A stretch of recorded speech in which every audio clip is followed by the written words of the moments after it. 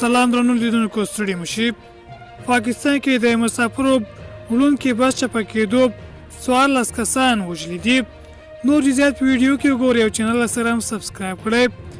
د پاکستان پنجاب صوبې په چکوال ښار کې یو مسافر وړونکی بس چپه شوی چې 14 کسان یې وژلي دي.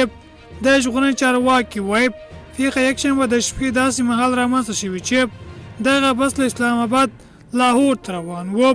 د راپورونو له مخې د بس سوختو په پایله کې له شپېتو ډېر کسان ټپیان شوي هم دي چې درملنې لپاره روغتونونو ته لېږدول شوي دي.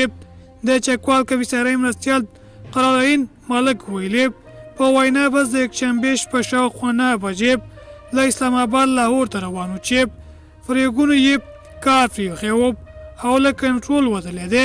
امنیتي منایع ویلي چې نړیوال د پیښې په پایله کې د بس په ګډون 3 ګاډۍ کاندې تاب لیدلي دي.